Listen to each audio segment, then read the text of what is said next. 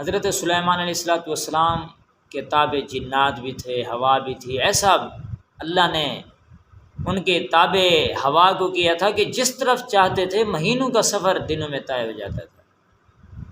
اور ایک بیڑا بنایا ہوا تھا، بحری بیڑا، اس پہ سوار ہوتے تھے اور ہوا کو حکم دیتے تھے، وہ ہوا اٹھا کے لے جاتی تھی۔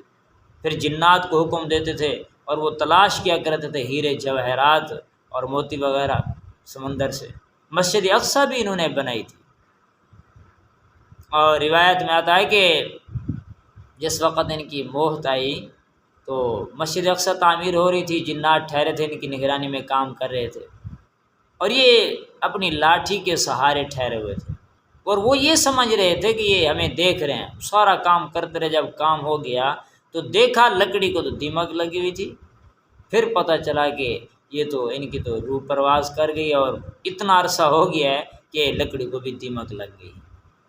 تو بہرحال انہوں نے دیکھا کہ ان کے ہاں ایک پرندہ تھا ہدہد، اس نے دیکھا کہ ایک ملکہ بلقیس ہے اور اس کا اپنی ایک بادشاہت کا نظام ہے۔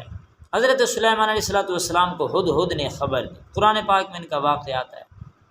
فرمایا ہدہد کہاں ہے؟ حاضری لگائی تو وہ تو غائب تھا۔ پھر آ کر کے اس نے ساری خبر دی کہ ایک ملکہ ہے، میں نے اس کو دیکھا۔ پھر اس کی طرف ایک خط لکھ کے اس پرندے کے چونچ میں دیا کہ جا کے ڈال کے، اس میں لکھا ہوا تھا بسم اللہ الرحمن الرحیم شروع میں لکھی ہوئی تھی، فرما بردار ہو کہ آ جاؤ نہیں تو ہمارا قافلہ تم پہ حملہ کر دے گا۔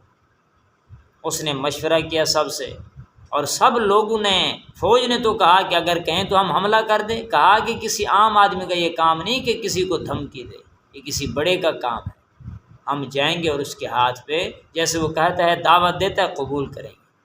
اور اس نے سونے کی اینٹیں کچھ ہدیے کے طور پر دی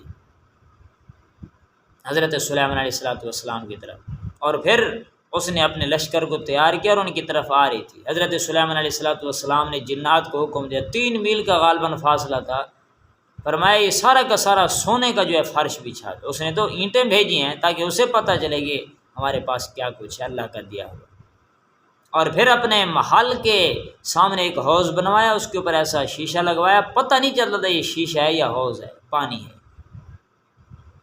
اور فرمایا کہ اس ملکہ بلقیس کے تخت کو تھوڑی دیر میں کون لے آئے گا؟ تو ایک آصف بن برخیا جن تھا، بلکہ ایک عام سا آدمی تھا، اللہ کا ولی تھا، اس نے کہا کہ میں، اس میں اعظم اس نے پڑھے، اور ایک لمحے کے اندر جیسے پلک جھپکتی ہے زمین کے اندر سے اللہ تبارک و تعالی نے زمین کو چیر کر کے اس کے تخت کو وہاں پر پہنچا دیا، اور اس کا رنگ روغن کیا، تبدیل کرنے کی کوشش کی، اسے نقشہ وہی رہ گیا، رنگ روغن تبدیل ہو گیا۔